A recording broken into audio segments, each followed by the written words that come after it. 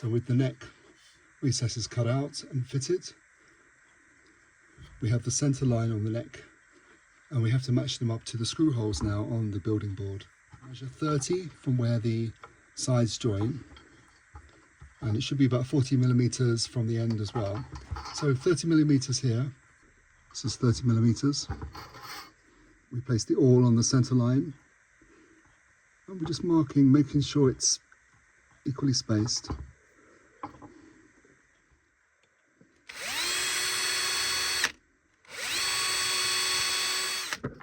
You can check against the building board. On mine it's exactly 12 inches from hole to hole. But do double check on yours.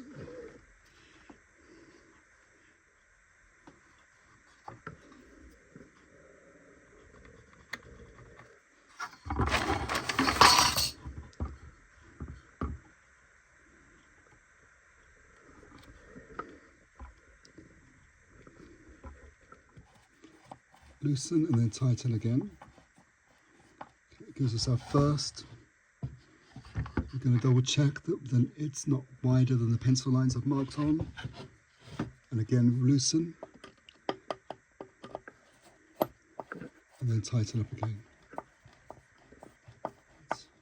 We can also sight along, if we hold the board up, you can sight down the line. You can sight down the line as well, make sure that it's straight.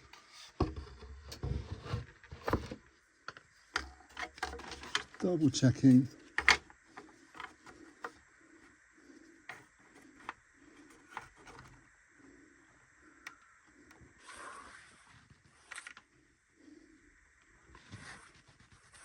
To you. What you can do is glue this on first, and then once you're happy with that, glue on the next part. I do prefer to glue it up in one go if I can.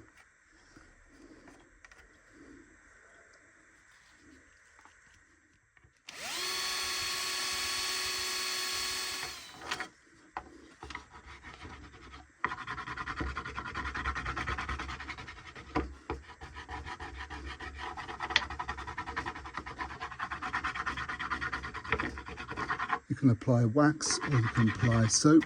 Soap is probably better because it can be washed off, water-based, but I've got candle wax available. I'm going to use some candle wax just to make sure that no glue sticks. Okay, should be able to get a good tight fit. There we go, that's very good. And if you want to double check, you can double check that it's square, which it is. That's perfectly square to the board.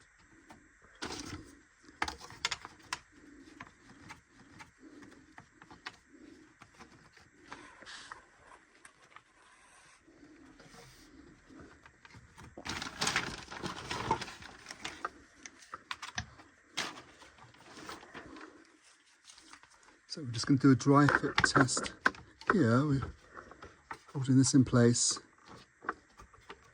as it will be when it's glued up.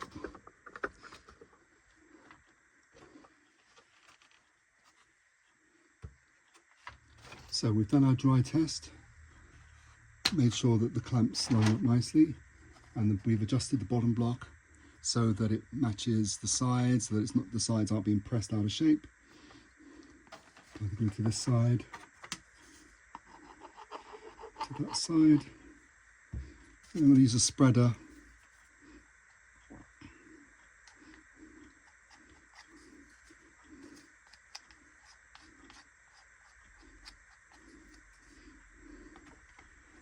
ensure that's covered, the excess can be wiped off.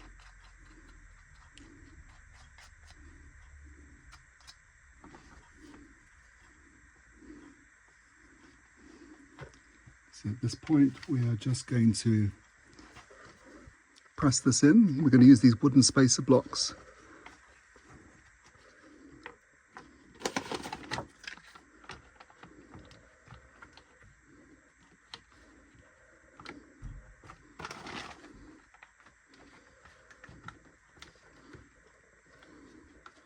There should be a healthy amount of squeeze out on top there.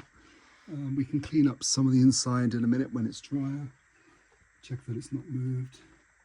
Okay.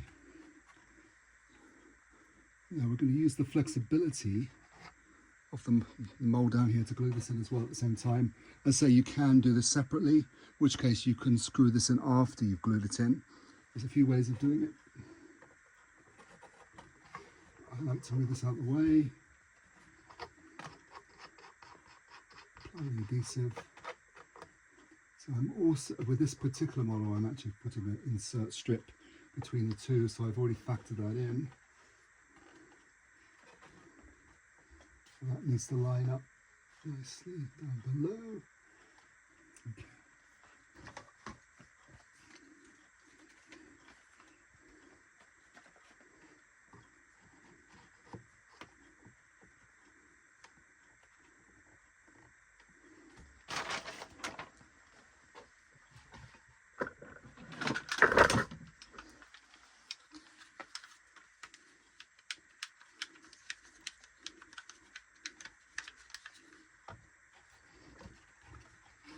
This next one is a tricky one to fit, but okay. I can check that there's equal spacing on either side. It's fine, it's perfectly centered, that's perfectly centered.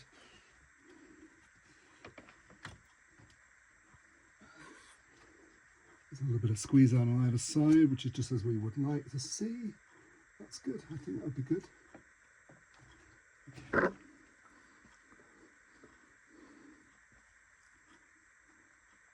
Now we'll leave this for 10 minutes and then I'm going to wipe the excess glue that I can find with a very fine chisel, but I'll leave it to gel first for a few minutes. So after 10 minutes the glue will start to gel, and then it's usually a lot easier to get a knife in there and remove it.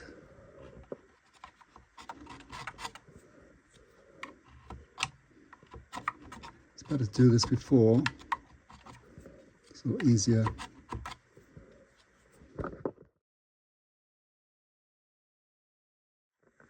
While this instrument is drying, we're going to bend the linings. I've pre-cut these 1.5mm mahogany linings. I'm going to laminate them, so I'm going to bend two lots. So the idea is that we laminate them before we glue them to the top, but we use the actual instrument as the mold for this case. Now if you've previously already bent these, then you just cut them to size and fit them. Use the boiling water method, then you would need to do this a few days in advance.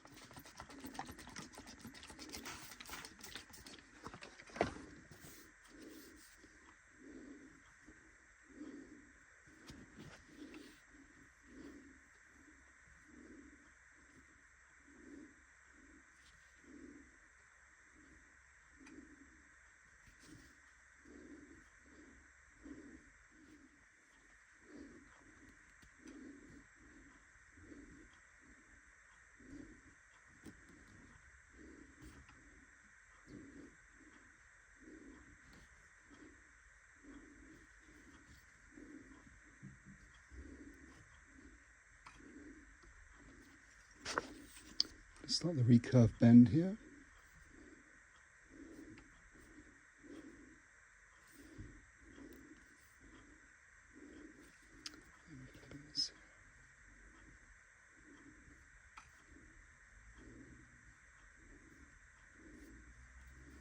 Might need to leave this a few more minutes just to heat up a bit more.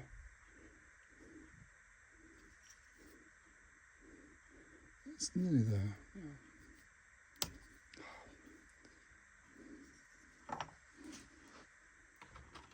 So we're just holding it in position at the moment. We're not doing anything, we're just checking that it fits. I might need to adjust. I can actually cut these linings with scissors if I need to.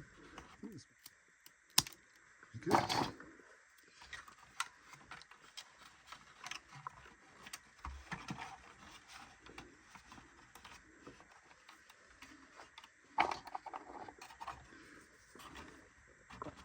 That's the first line, and we can do the next one.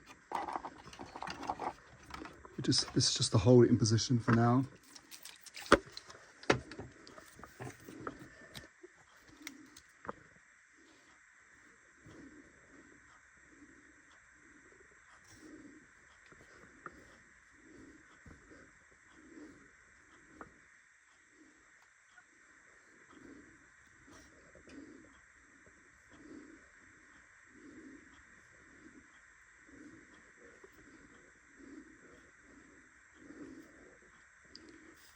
you do break one, you can normally glue them together if the joint is in a, especially if you're laminating.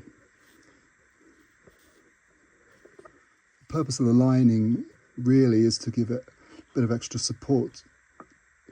These are more vital if you're doing binding. But since our sides are already 3mm thick, these just add an extra 3mm. Okay, start to do the recurve.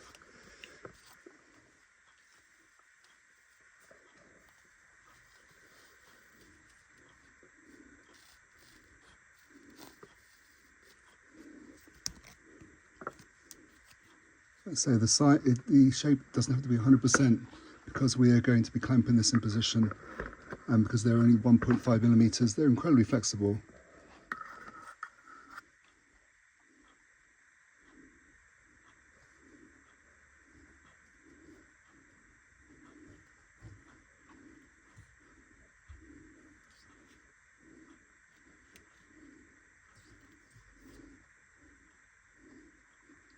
Just take it easy.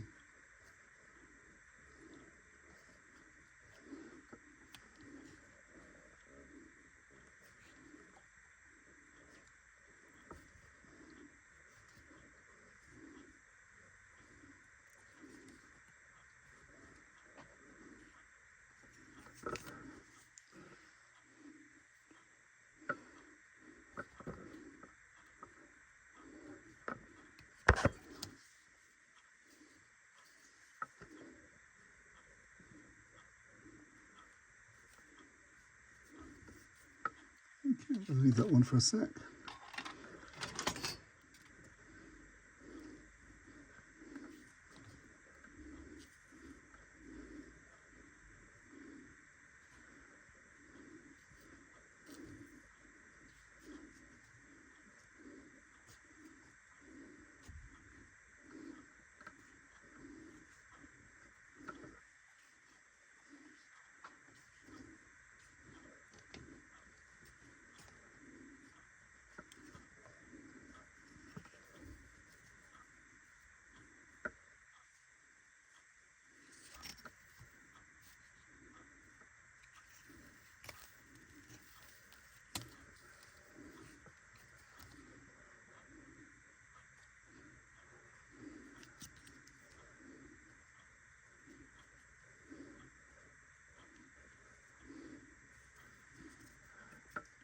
Okay. We make the sides incredibly rigid. This adds so much rigidity. This adds a lot of rigidity to the instrument by gluing them up. And we glue them actually in situ, so we'll apply glue in a minute and we'll actually glue them up onto the instrument while the rest of the instrument is still gluing up. We'll probably use the stronger clips, so I've got some stronger clamps here that will probably be best for this.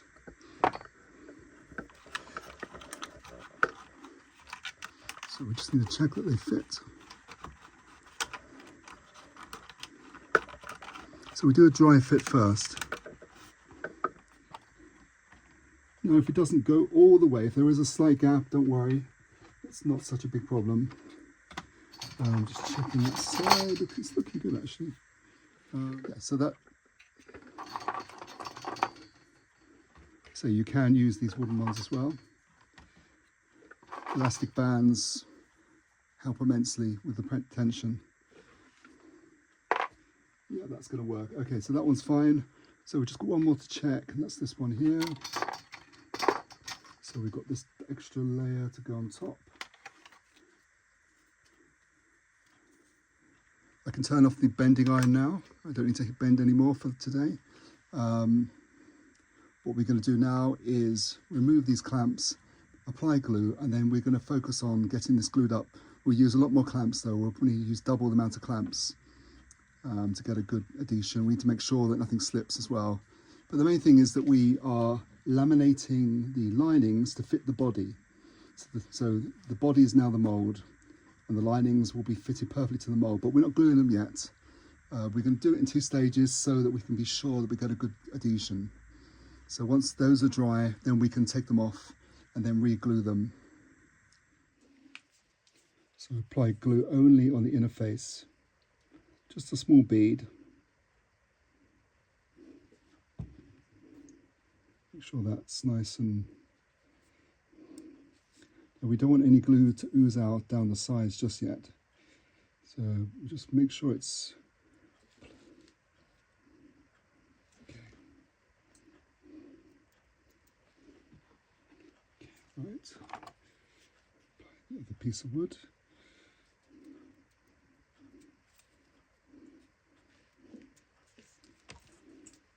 Okay, so we're now going to apply it. This is quite tricky.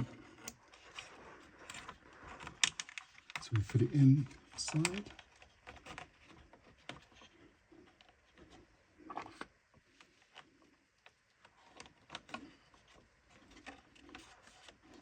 First clamp, second clamp,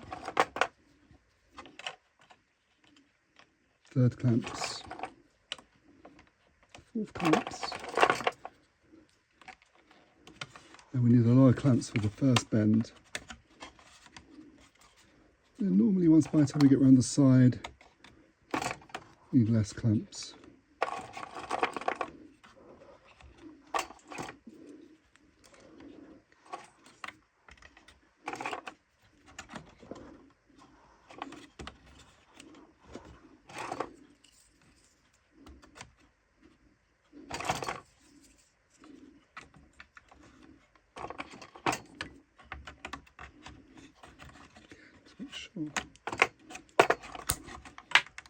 Make sure that's fine, that's level.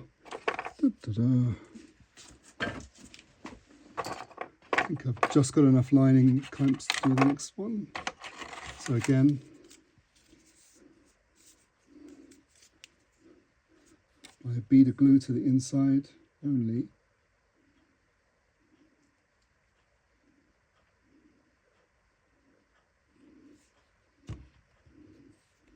Use my finger to layer that down so it's a nice even coating.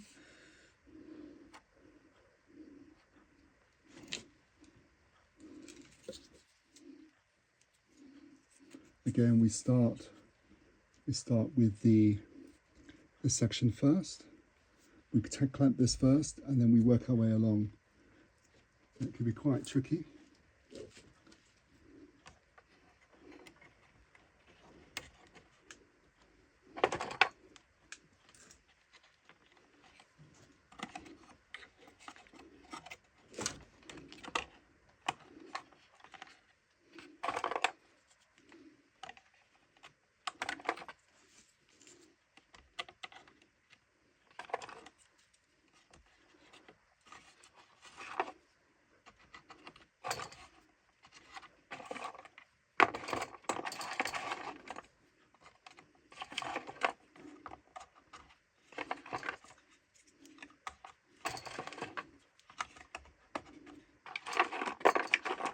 Pretty much using all my lining clamps, which is why a good idea that I've got plenty of clothes pegs.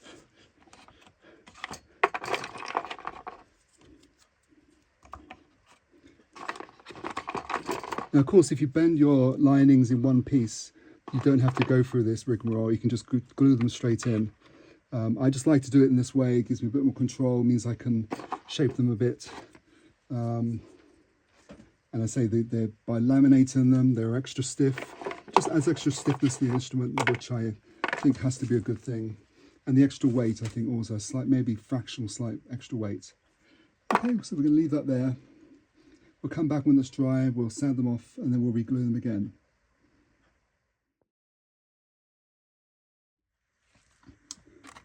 Okay, so the lamination should be dry now. So we can one by one take them off. We're just going to use I'm just going to take the knife.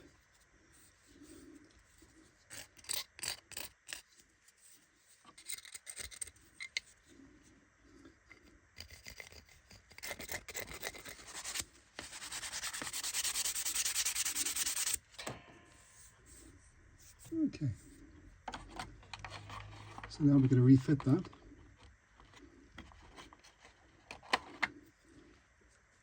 And this time we're going to apply glue to the other side.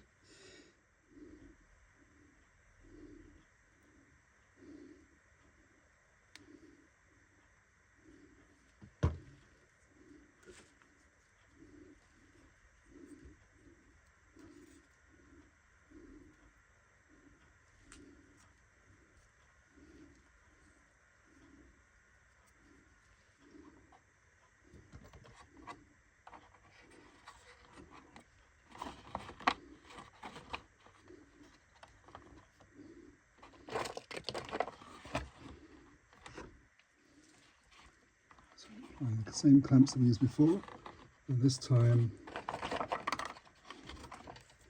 it's going to be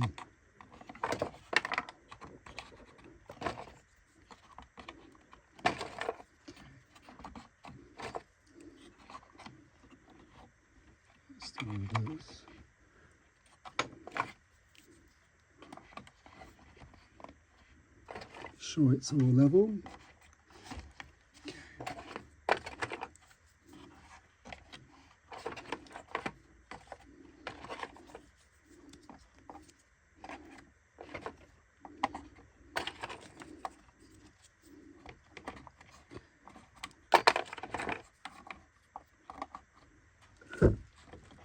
Double checking.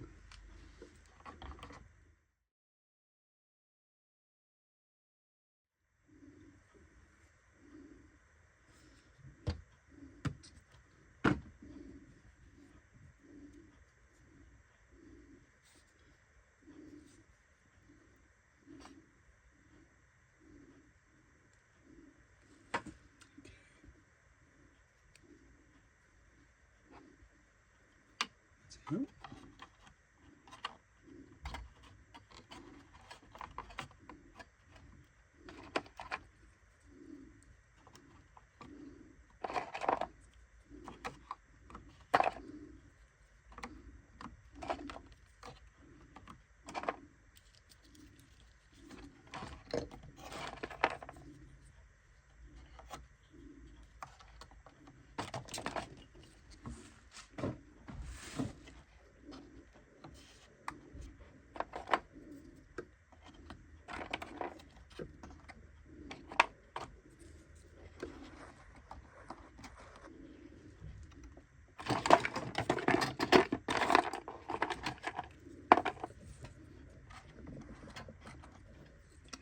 I'm going to take one of these.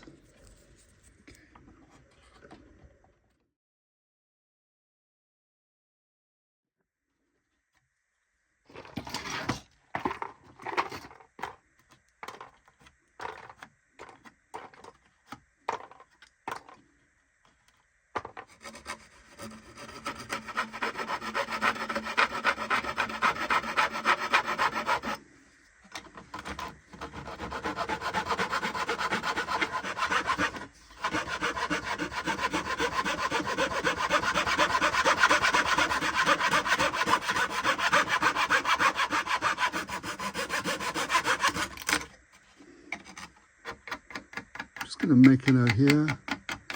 You can see where we need to level.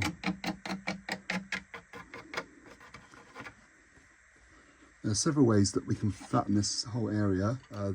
One way is to make up a sanding board. It's a piece of wood with a handle and a strip of sanding paper. This is 80 grit. Now with the instruments down,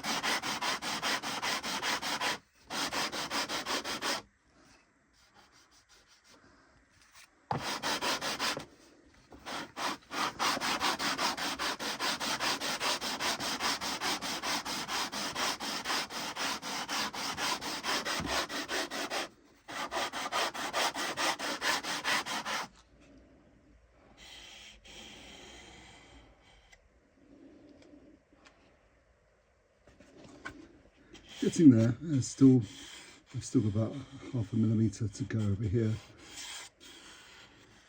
And check the depth of the sides as you go to make sure that you're not sanding one side more than the other.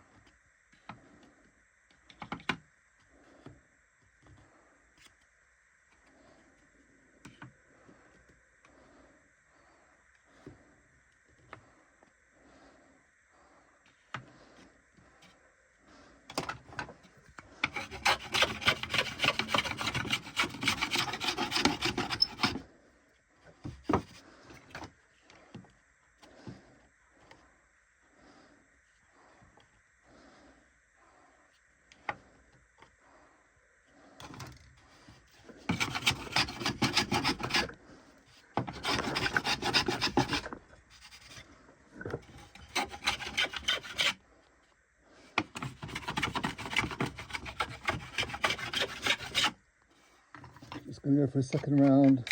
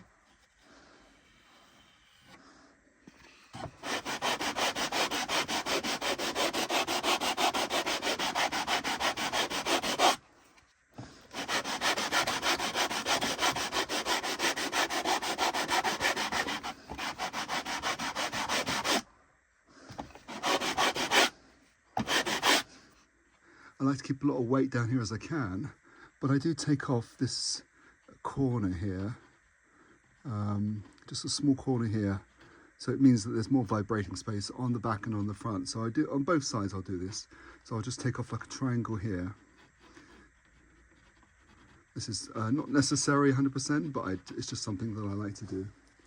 You can probably do this with a chisel or a saw.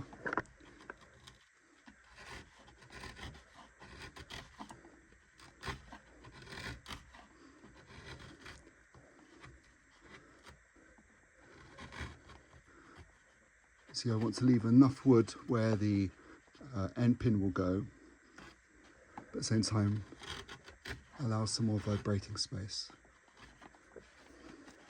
And I'm just going to take off that very corner there.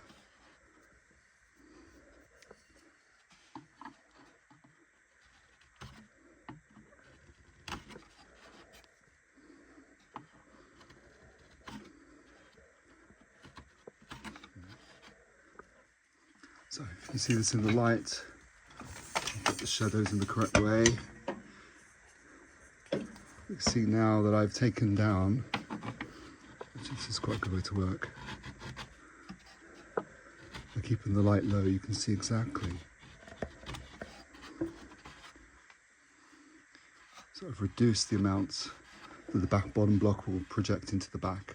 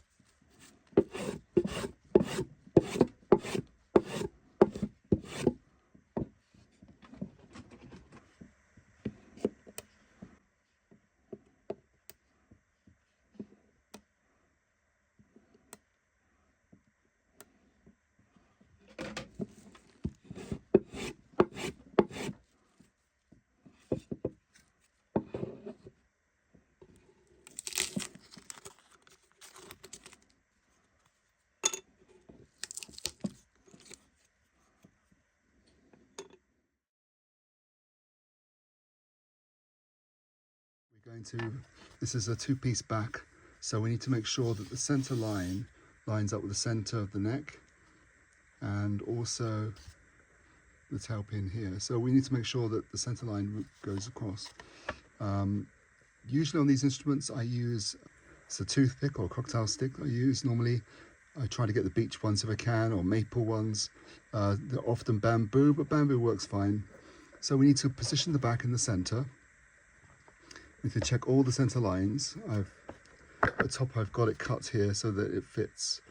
At the bottom I need to make sure it overhangs just a tiny bit, and we need to make sure that it's in the center. And I'll mark a similar mark. And this one will be actually hidden later under the heel cap.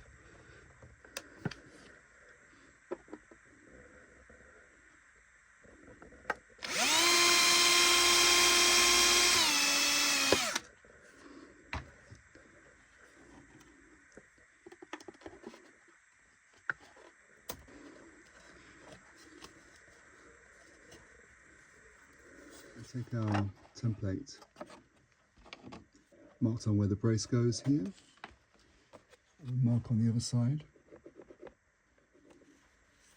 and mark up there. That's our flat edge.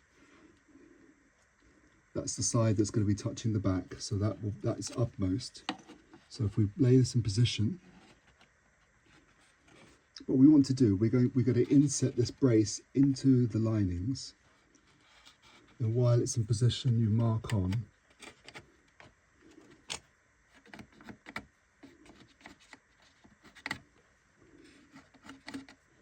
In theory, the wood you want to cut out is within the brace. Now it can help to take a knife, if you've got a fine knife, just to make some nicks on the inner side. This is where the saw cuts are going to go.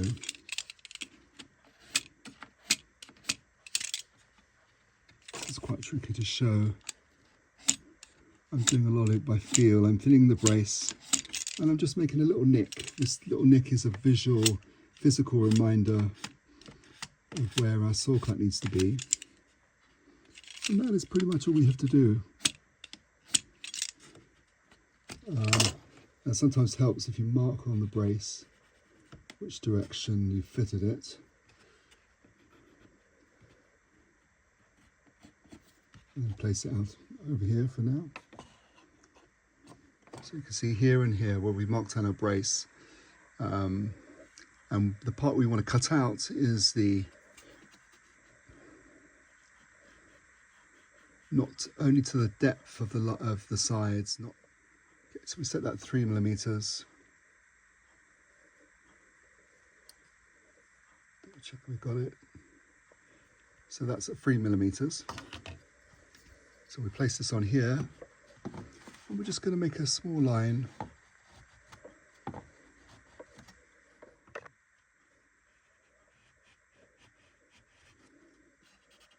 For the brace, we're going to first make some diagonal cuts. These are the knife lines. This is a Model Maker's X-Acto saw that I fitted into a wooden handle just to make it easy to hold. So you make these saw cuts no deeper than the 3mm mark you've made.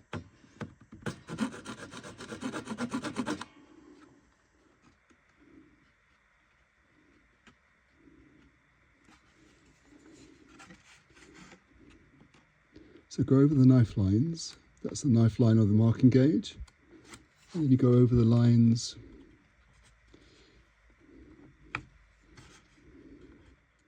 This is an X-Acto knife from USA.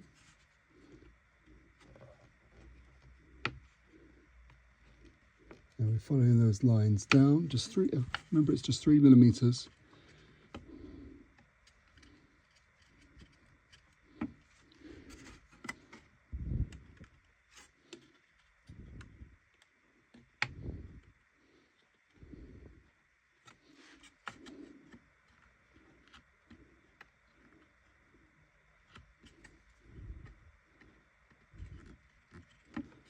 It's just one brace. I'm trying to do this all by knife alone. If I had lots of braces to do, I might use a Dremel with a router attachment.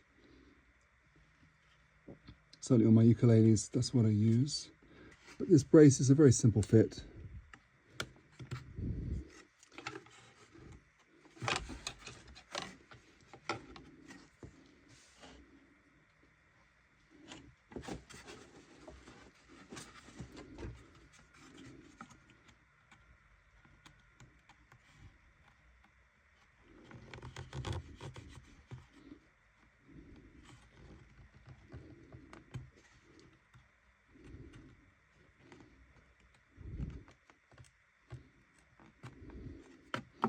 You should get to the stage where you can put your chisel in, pieces will come off.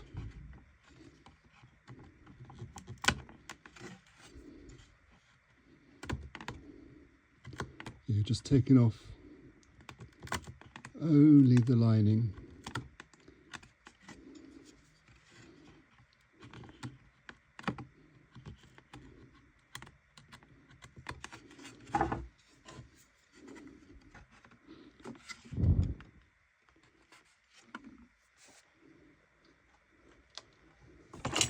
It can actually help on this side if you're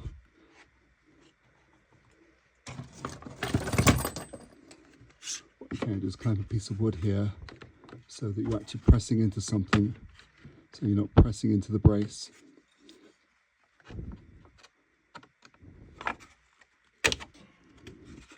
So that piece will come off a lot easier.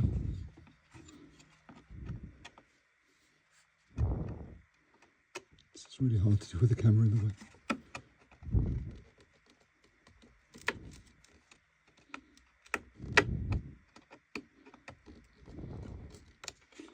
Once you start, you'll find that it will start to chip away.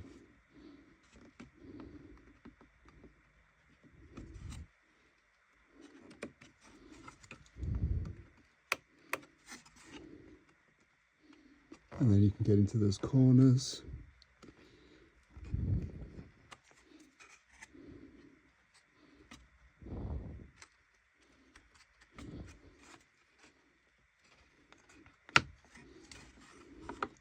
This can be done with a small Dremel router quite quickly.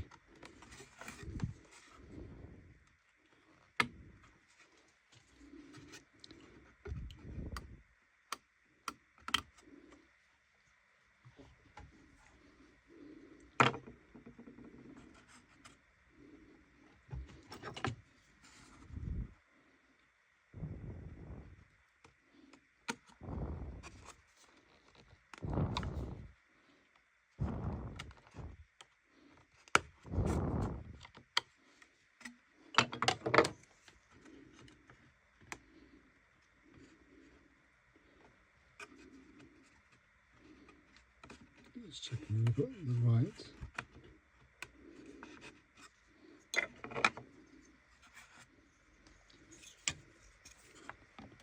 So it should be square at the bottom as best we can while it's being angled.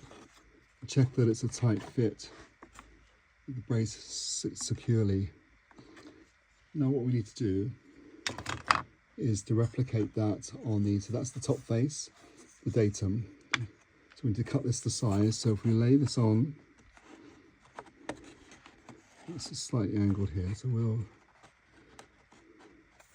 just mark here, there, this side. Okay, so we can see that we need to trim the brace to this size first.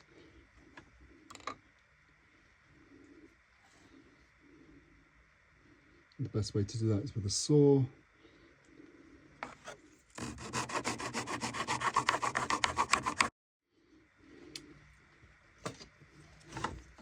So taking our knife, we can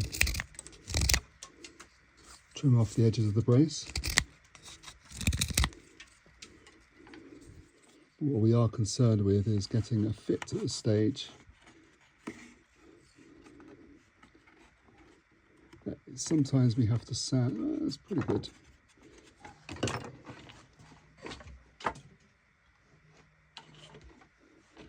Oh, I can see this brace is just slightly. So we're going to take a sanding board and we're just going to file away that angle a little bit, just to get a slightly better fit.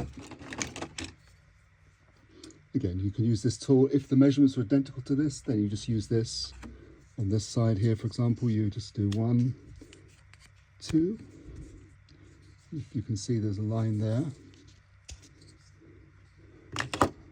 You make sure it's visible with a pencil.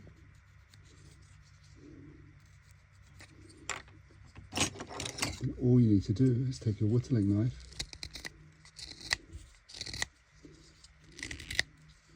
You can sand it or whittle it.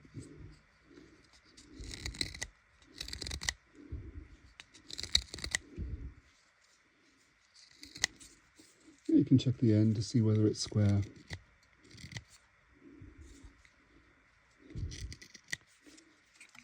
Do a test fit as well as you go. Make sure that it's down to the right size that you wanted.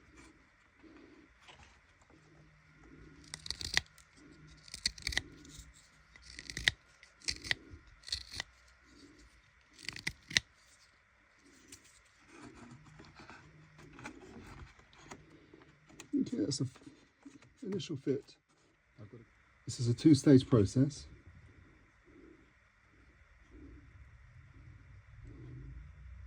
But it ensures that the brace is glued properly. That means that we can shape the brace afterwards if we wish. So we're going to fit this. Oh, the glue is only on the top. We're going to take our top, use the registration pins.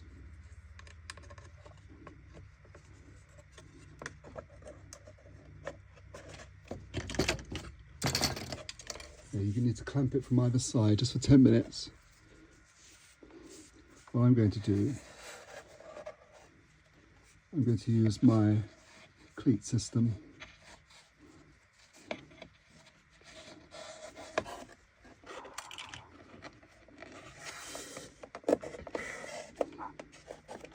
This is just a light tension to hold it in place while the glue starts to gel. We're not trying to glue this up yet. If you want to apply some clamps as well, you can, but at this stage we're just holding in place just while the glue is gelling. We'll come back to this in 10 minutes and then take it off.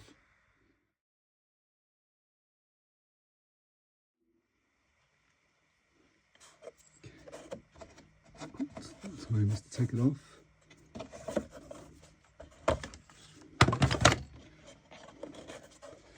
Carefully. We're just going to clamp this.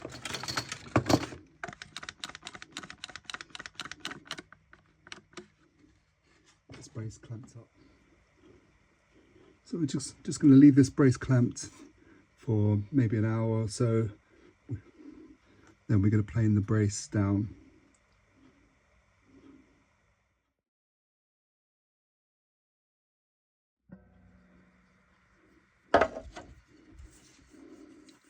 This has been allowed to dry. I'm just going to clear off just any more glue spill out. Make sure it's so.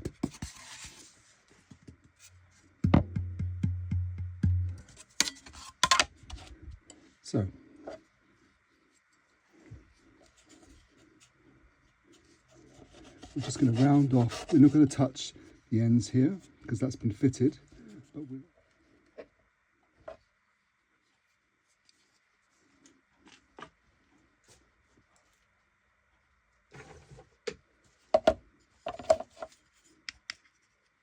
some sole.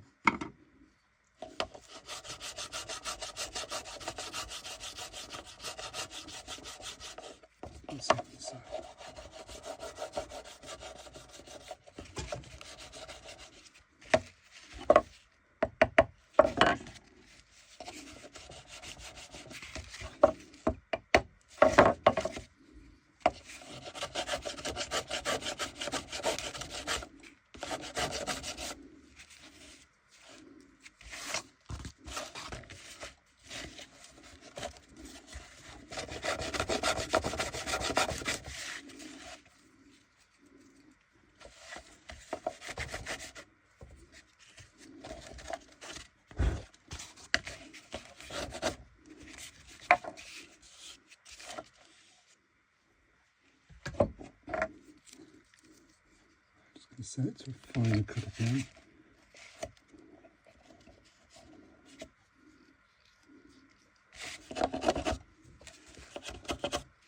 I just want it to slightly curve over.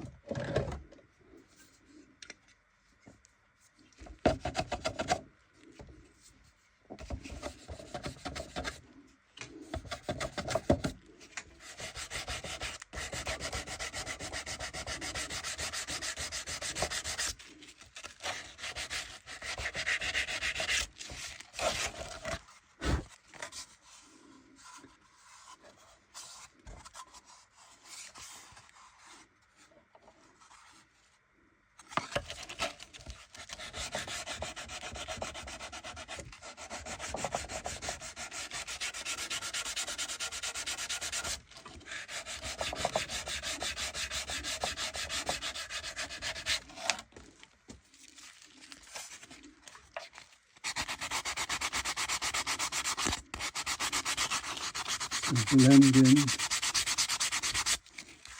same on this side.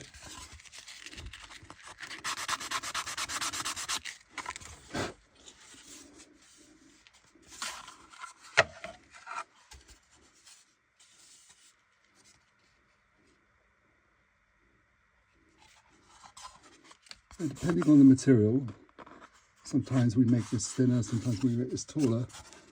We can tap the tap tone again.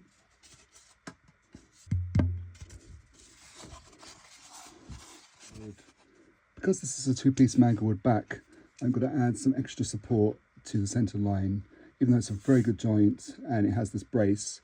So I'm just going to add a couple of these are end grain pieces. So these are spare pieces of old soundboard that I've just cut up. What I need to do though is adjust the angle.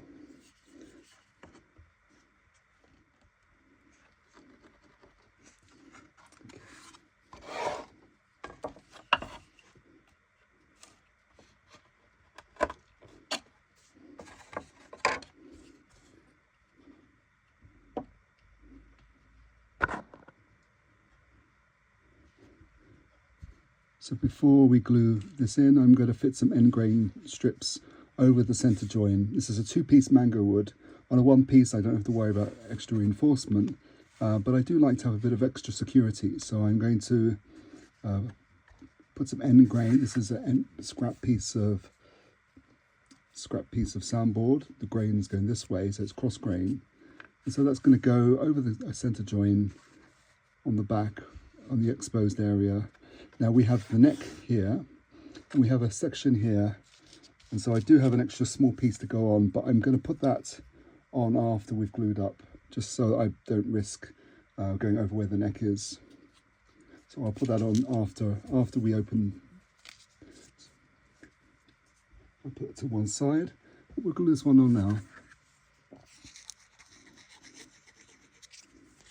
These pieces do have a tendency to fray, to move around once they're attached. So once I've got it in the right position, I'm just going to, just behind, won't be touching the, just going to put some tape on.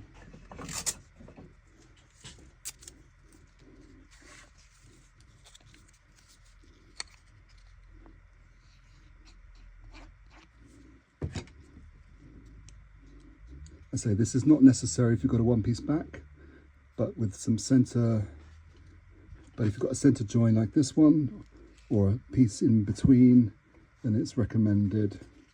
Again, I'm using tape just to hold it in position before I put the clamps on. I don't want it sliding around. Doesn't have to touch. Okay, that's good.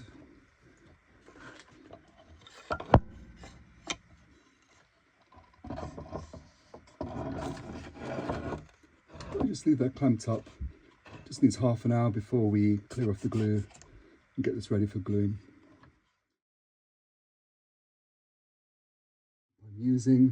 This is the bias tape I'm using today. I've measured 16 times the width times 2 to give us enough length to go right around and crisscross over and to apply under tension. This cotton tape has like a herringbone pattern, but it means that when a tension is applied, it holds the tension. It's very good for this.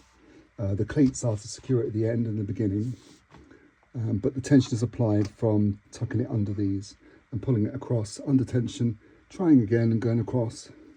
If we need to apply more tension, we can use small wedges, but we probably don't need that for this. It was a good flush joint before we so we're not trying to force the back onto this. It's already a good joint.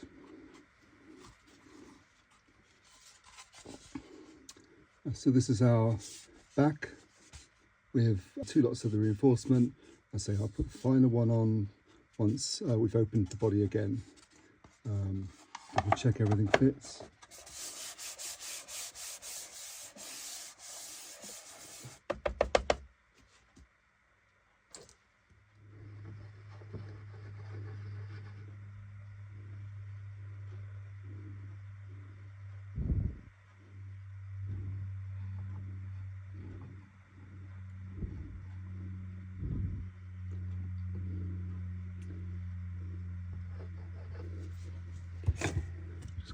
Sure.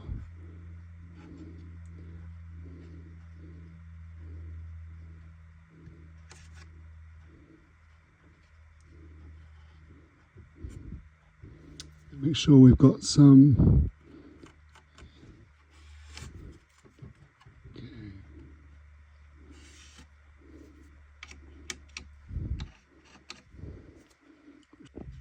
In there, but we don't want too much to spill over.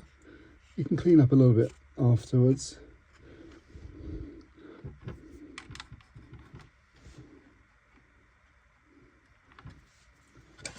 Okay. I'm going to use this metal pin. And okay.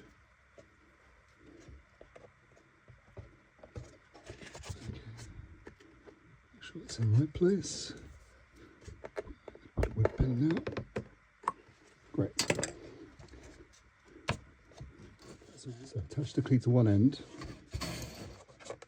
over tight.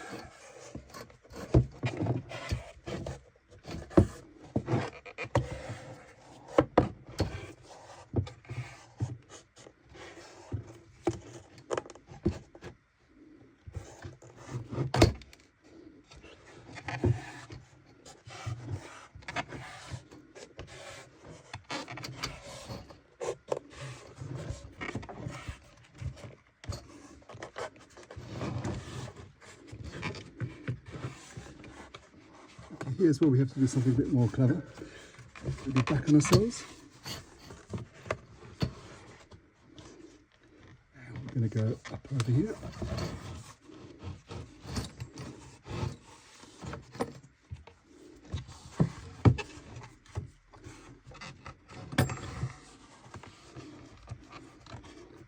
Look over here.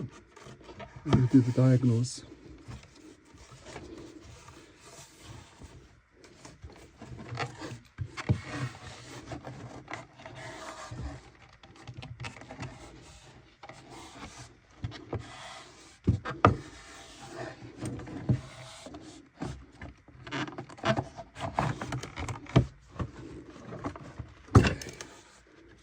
This one off over the cleat as well. Okay, and that's it, that's it. That's very good. That's very firm. Very pleased with that.